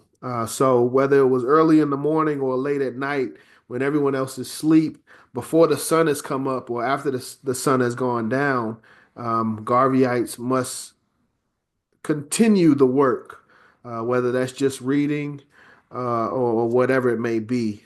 So we must be either able to stay up late at night, wake up in the morning, do whatever it takes to continue working while most of our people are sleeping. But again, this is part of the regimen that we must be executing and practicing on a yearly basis so that we can become proficient and experts in what Mr. Garvey considers the course of African philosophy, School of African Philosophy.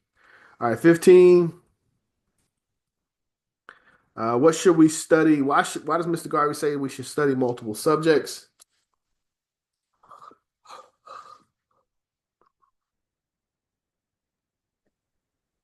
He believed that it builds versatility and strengthens the mind, enhancing one's ability to adapt and lead.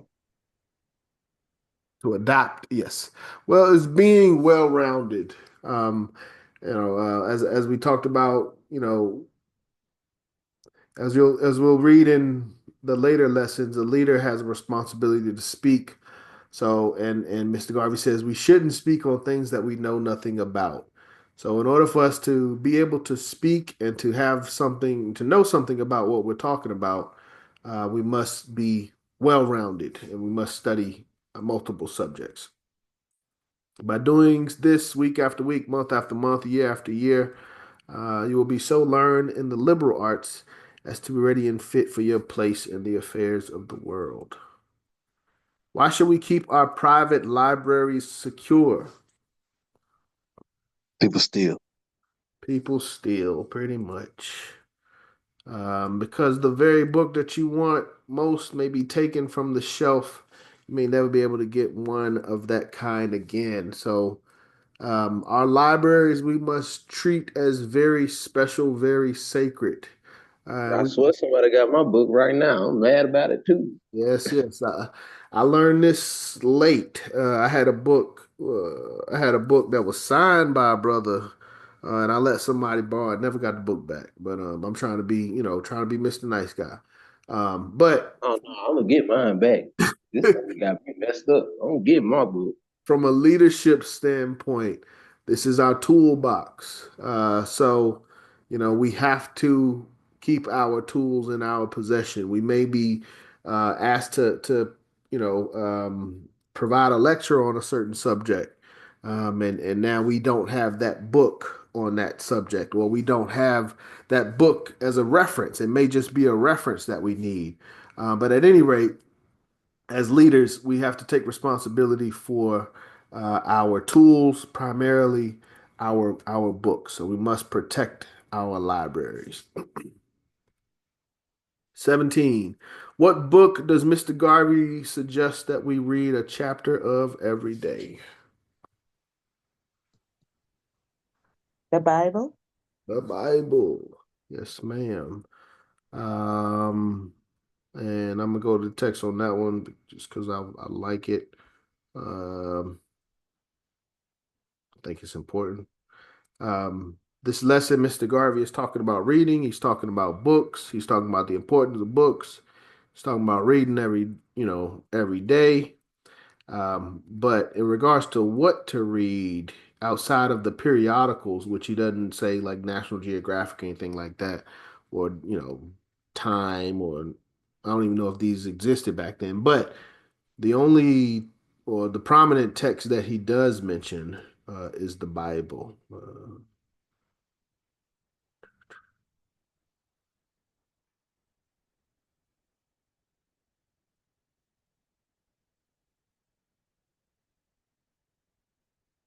So,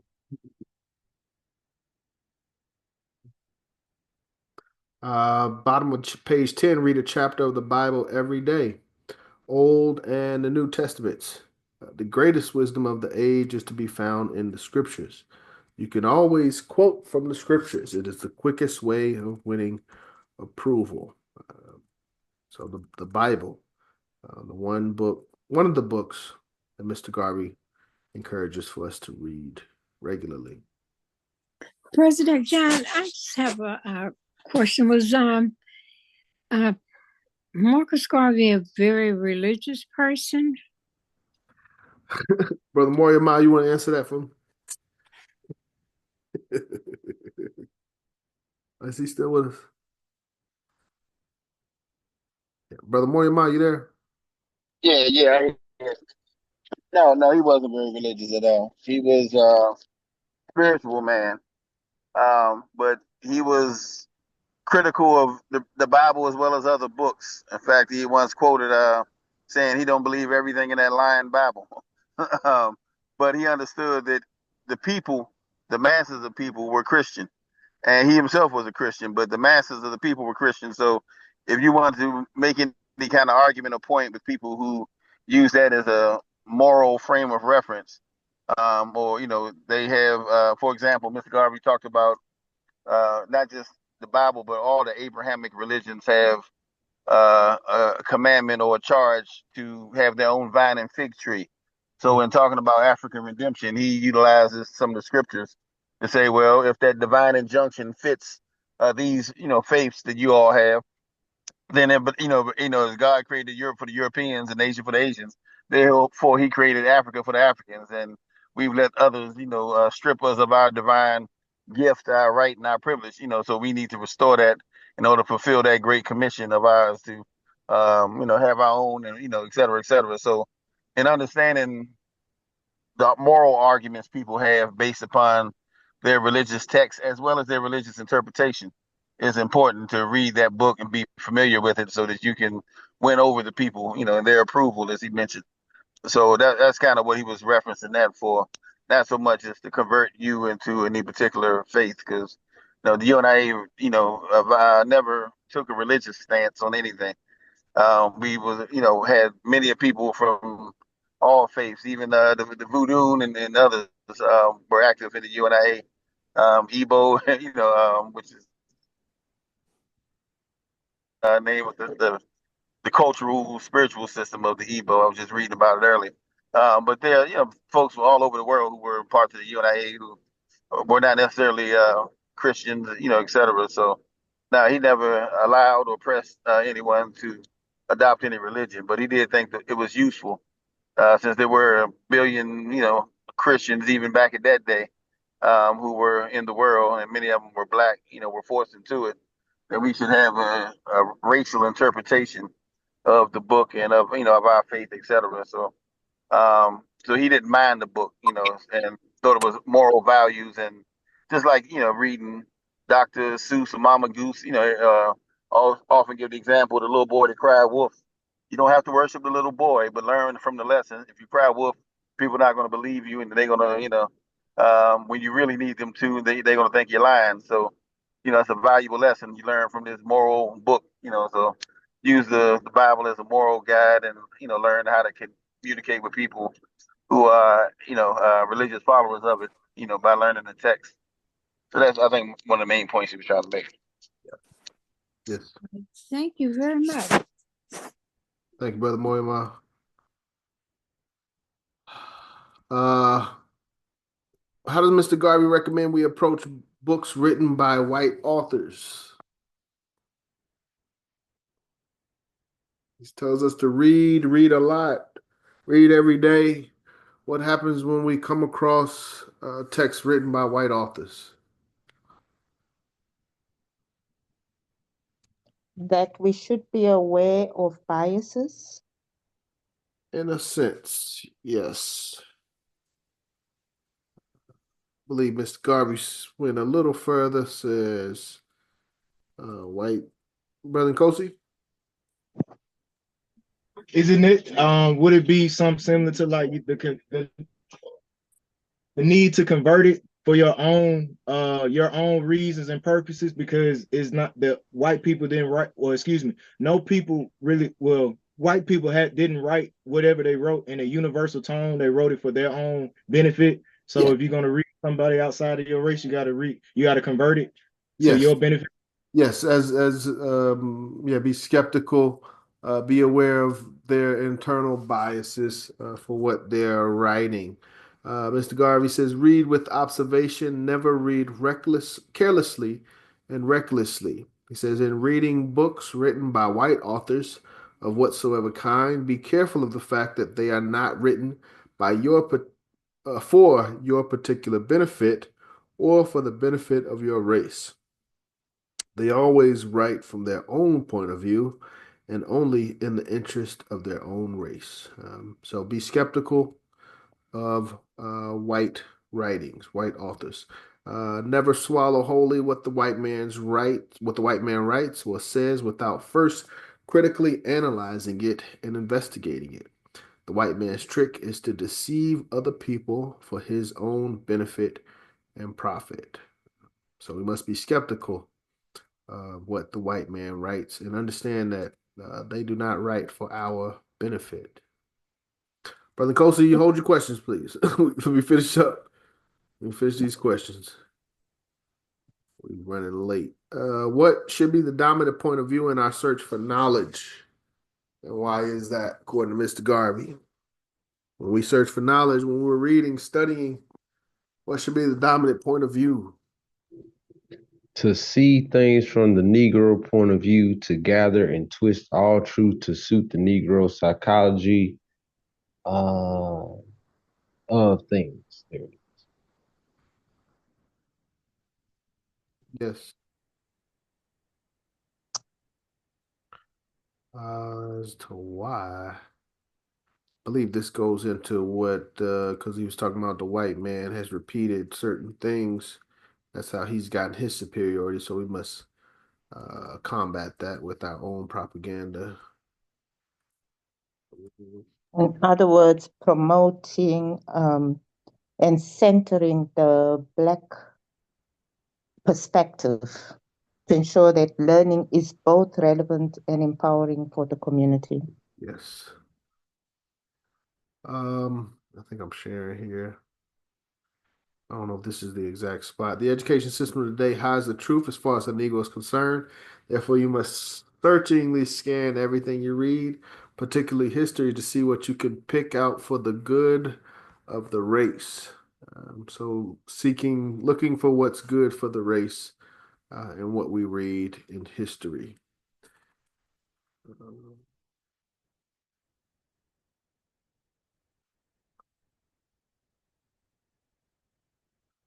Okay. Yeah, we got to move quickly. Two more questions, three more questions. What historical sources show that black was an important color among the races? Mr. Garvey mentions two sources that say that black was an important color. Egypt. Egypt was one, and what was the other? It was three of them. Okay. What's the other two? Libyans and Carthaginians. Well, that would be considered Egypt. The history of the world is kind of where that's going. The history of the black race, the greatness of our history. That's one. Well, there was another one.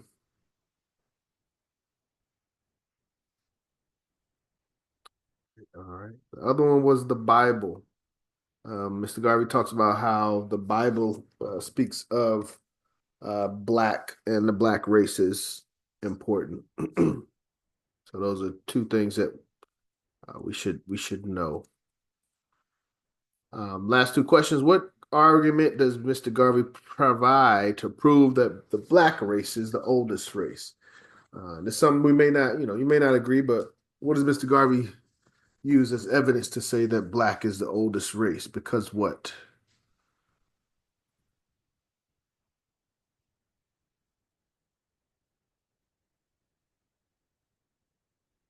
I actually had a hard time answering this one, but I'm guessing because like it was just like wording the answer. Because like what it said was like if one individual were to live for 6,000 years, he would be black as the blackest man. Mm-hmm.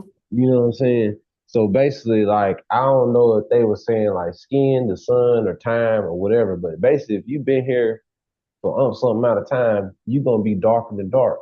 So that's evidence that our race in its entirety is the oldest race, and we've been here the longest because our skin is dark. It's been treated by the sun for generations.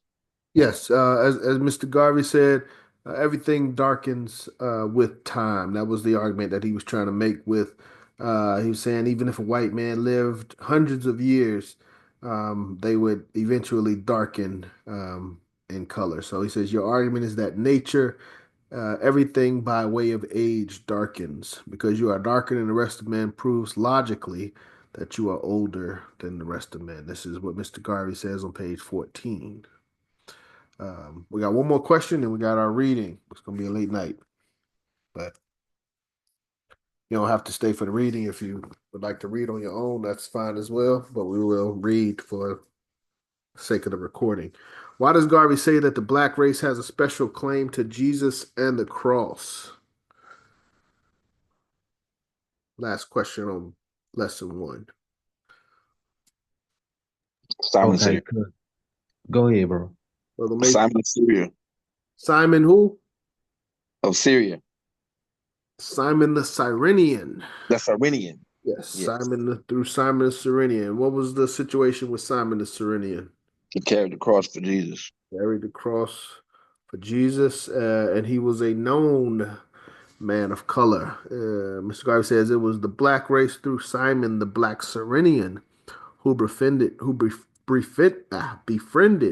Jesus, the Son of God, and took up the cross and bore it along him. The cross is the property of the Negro in his religion because it was he who bore it. So, for our brothers and sisters that our Christian brothers and sisters looking for a form of a deeper attachment if need be or whatever, Mr. Garvey reminds us of the history that it was Simon the Black Cyrenian that took up the cross and bore the cross with Jesus. So he said, if any race has any claim to the cross specifically, it is the black race.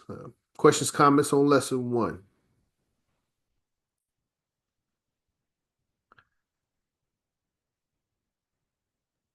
Yeah, yeah. Are you gonna send an email like you did the other day with the slide and the questions and the pages to look up in the book? Yeah, y'all didn't send that to you today. You did? I didn't even realize it. I might not have. Hold on. Nah, I ain't even checked my email today. So Check that's email. on me, you know. Your email is your name? Yeah, that's right. Hold Backwards, Rucker Brandon. There it is. Yep. Boom. All right, hold on. I don't want to show too much. No, it's already out there. Sure. Hey, y'all can Google me. It ain't nothing. Rucker Brandon 24? Yes, sir. Yeah, you should have got it. Check your email. Make sure. I bet. Yeah. Shoot. Give me a sec. Loading. We up. We up. Let me refresh this page. You know, Gmail be running slow. But I mean, you sent it, so I'll get it, man. It'll take its time, but I'll get it. I just had to make sure I have it before I slide, because I gotta go to work tomorrow. Okay. Appreciate you, my brother. We're going to try to run through this reading for lesson two, and the recording will be available next week. All right, then. I'm so glad to spend this time trying to learn this and going through this. What y'all say? Race first. You know what I'm saying? Peace to y'all brothers and sisters out. Y'all take these. I'll holler at you next time. Yes, sir. Race first. Thank you, Brother Brandon. Look forward to next week. 100. All right. Okay. Thank you for those that are able to stay. Anyone able to read for us this evening? Read lesson two. Got you, President John. Okay. If there aren't any questions, Brother Macis, whenever you're ready, you can proceed. Lesson 2, leadership. To lead suggests that you must have followers. For others to follow you, you must be superior to them in the things that they must follow you for. You must have superior ability in the particular. You must always be ahead by way. You must always be ahead by way of knowledge. Are you still sharing the questions, President John?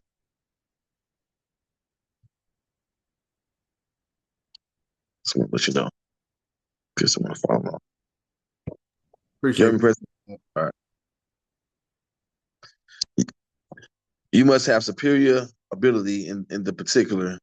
You must always be ahead by way of knowledge of all those you lead. The moment you fall down from the position of superior ability, you will automatically fail to lead and you will have to follow others. Therefore, you must be ever vigilant in keeping ahead of those you lead by getting the latest and most correct information for which they are searching. For if they are following you, people only respect leaders and follow them when there is something superior in them. A leader must have personality. He must be clean cut in his appearance so as not to be criticized. An untidy leader is always a failure. He must be neatly dressed, and his general appearance must be clean and presentable because people are supposed to follow him in his manner, behavior, and his general conduct. A leader's hair should always be well kept. His teeth must also be in perfect order, for people would criticize him for his unkempt hair and his bad breath. Your shoes and other garments must also be clean. If you look ragged, people will not trust you. They will critically say, "He has no clothing. His shoes are very poor, and it is logical that whatever money he gets hold of, he will use it on himself rather than for the purpose for which he makes his appeal." Never show your personal poverty to those you lead. They will never trust you. This does not mean that you should not reveal the poverty of the cause you represent, but because that cause is your cause and the people's cause in which both of you are interested. Never tell lies to those you lead. Sooner or later, they will find you out, and then your career will come to an abrupt end. No man ever trusts a person a second time whom he disbelieves once and has proof for his disbelief. A leader, under all circumstances, must carry himself with dignity. He must not be a snob, but he must maintain his pride. A leader cannot well afford to mix himself up with anything that is not dignified or self-respecting. If you have to do something that you know you will be morally and socially ashamed of, if someone else knows, never do it. But if you have to do it, see to it that you are careful that no one else knows. Don't carry your weakness on your face or in your eyes. Somebody will detect it and you will be ruined. If you have personal weakness, try to conquer them and hide them as long as you can until you have conquered them. Otherwise, you will be ruined. Every man can conquer his vices by bringing his own subconscious will to play upon and against such vices. In everything you do, play the gentleman. Never be a hog. It doesn't pay. You lose a friend every time you play the hog. Keep smiling with the world, even though your mother is dead. Smile with the world, and the world will smile back at you. Be vexed with the world, and the world will be vexed with you.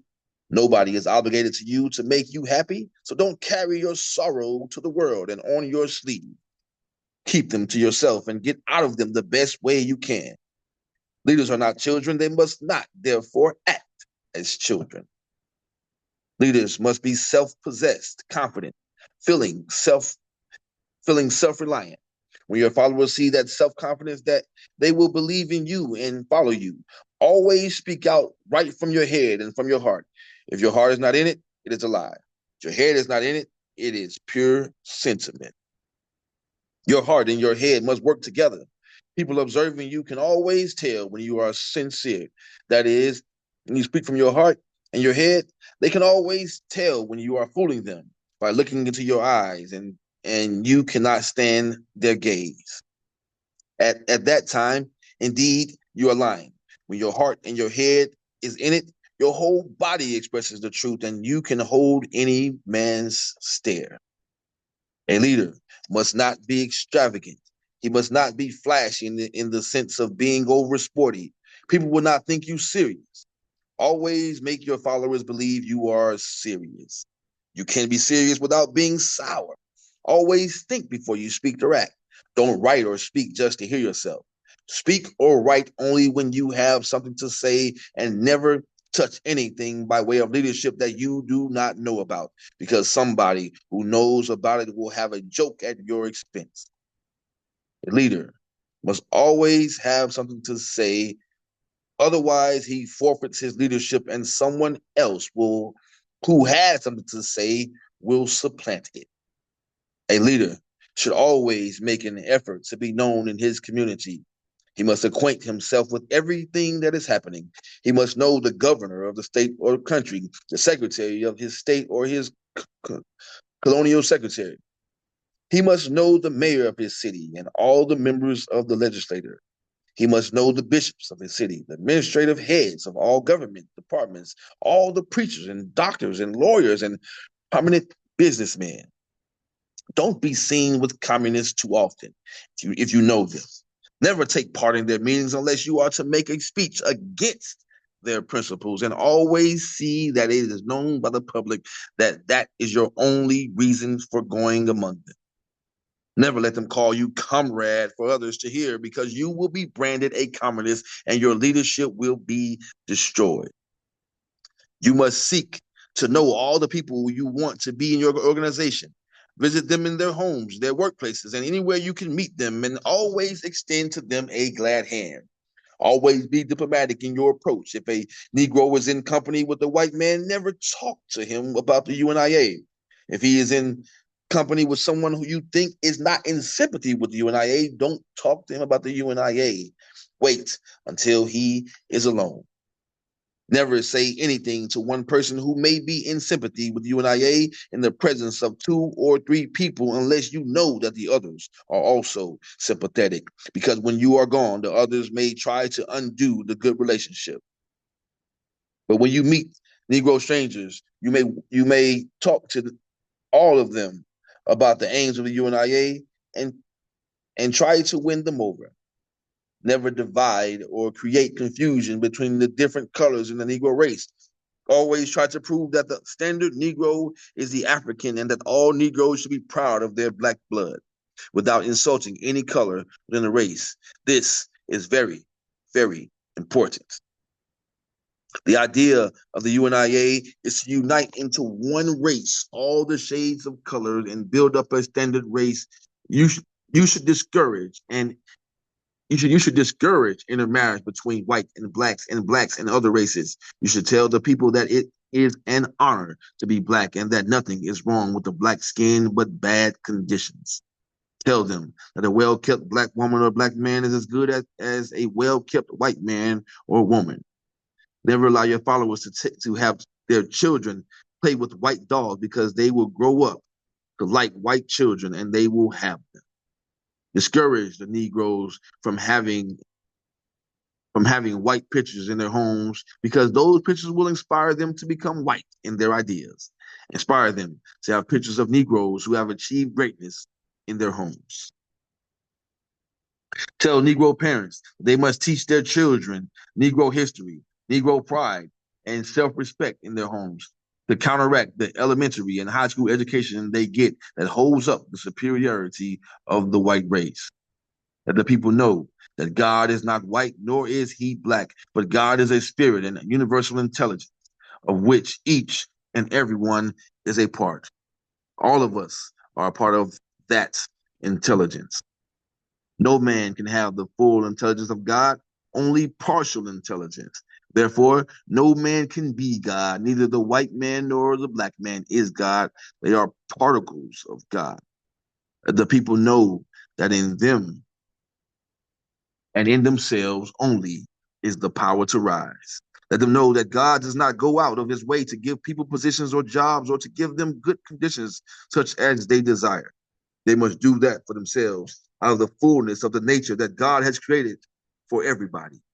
God does not build cities, towns, nations, homes, or factories. Men and women build them, and all those who want them must work for themselves and pray to God to give them strength to do it. Special notes on intermarriage and race purity. For a rich Negro to marry a poor white is an unpardonable crime and sin because it is simply means the transition of the wealth of the race to another and the ultimate loss of that wealth to the race. It is logically evident that if the Negro is rich, he gained all or most of his wealth from his race. Therefore, to ignore the opposite sex of his race and intermarry with another race is to commit a crime or sin for which he should never be pardoned by his race. Teach the people to abhor such Negroes, have nothing to do with them so long as they could continue in that relationship. This must be done diplomatically, not to the hearing of the white race. For safety, let the advice take the form of a whisper campaign. Don't say it from the platform. Whisper it right through the neighborhood and never stop until the burden of your campaign is felt by the individuals, so as to teach them a good lesson that others may not do the same thing with impunity. For a Negro man to marry someone who does not look like his mother or not a member of his race is to insult his mother, nature, and God, who made his father. The best tribute a race can pay to nature and God is to preserve its species. When it does otherwise, it's in rebellion. Don't be in rebellion against God, nature, or your parents that you know of. They came before you and should have known better. Insist on a campaign of race purity, that is, doing everything moral and social within the race. Close ranks against all other races. It is natural. That it is a disgrace to mix your race with other races. To split up the race is up unwholesome and does not tend to morally dignify the race. It would be a beautiful thing when we have a standard Negro race. In preaching race purity, be very careful because it is a delicate subject. Most of the people are ignorant of this idealism. You must never put color within the race against color. You must never insult any color within the race. Whatever has happened in the past was without our consent and truly because slavery and the wicked damnation of the white man imposed upon us moral behavior that we could not restrain. Now that we know better, it is for us to adjust these things within our own race. Teach the people to respect all shades of their own race and never to have prejudice against anyone because he is black, brown, yellow, or any shade that the whites claim is not white. Never allow any other race to preside over your affairs. If they come as visitors, they must conduct themselves as visitors. They must never have executive control over you in your affairs because they will always say and do things to suit themselves and that are against your interests, even though they profess the greatest amount of friendship. They swear on the Bible, don't believe them. They swear in God, don't believe them. Accept their friendship for all it is worth to you and nothing more. The interest as a race can never be yours. Their interests as a race can never be yours, whether they be Europeans, Asiatic, Jews, or whatever. Never trust a Jew. Don't let him know that. He is playing the odds against you all the time. He plays with loaded dice. His cards are marked. You can never win against him. Make this secret whispering propaganda in every community when you go into a Negro home. Whisper all the time that the Jew is bad. Flatter him as he flatters you and robs you. Never give him a square deal because he is never going to give you one. Tell him how much you love his people and how kind and nice his people are. Get all you can from him and give him nothing back except good words and pleasant smiles. This is his policy. The policy of the Jew, if he sees a Gentile dying on the pathway and a penny covers his eye as hope for recovery, he will take it off and let him die. He will not do this to a Jew. You have your answers to this. Treat him similarly. Always try to get something from the Jew because he has always robbed you and your fathers in that he believes he is the chosen of God, and as such, all other men must pay tribute to him. This is false and fictitious. It is Jewish propaganda. Ignore it and let him pay tribute to you if tribute must be paid. Lesson 2, leadership. Thank you, Brother Macy. It's 10 after 10. We Nice reading. Yep. A Thank little bit over you. time. Any questions, comments on the reading brief comments before we move to close?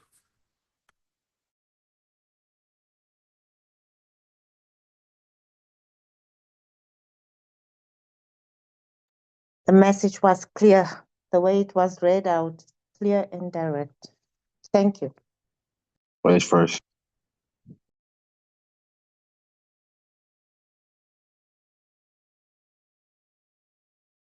Yes, excellent reading, Brother Macius, First Vice President. Next week, so everyone, if you please review the lesson throughout the week, Monday evening, by Monday evening, or maybe Tuesday morning, I don't know. You should have some questions from the lesson, but I want everybody to review it on their own throughout the week, and try to pull for yourself. What is Mr. Garvey trying to communicate to us in this lesson?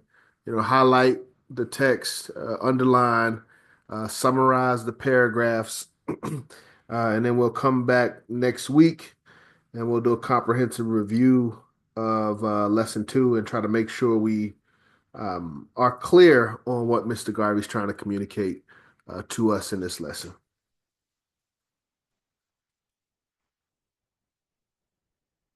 Okay. All right. If there's no others, no questions or comments, we'll go ahead and move to close. I'll take care of that. Brother Mason did a great job again. If everyone would, please come off mute. Put your black fist in the air and repeat after me. We'll close out with our motto and our slogan. One God. One God. One aim. One aim. One destiny. One destiny. Africa. Africa. For the Africans. For the Africans. Those at home. Those at home. And those abroad. And those abroad. Race first, family. Presidents, vice presidents. We got presidents called supposed to be tomorrow, first Wednesday. So please be on the lookout for that message. Copy. Race first, family. Let me stop sharing the recording.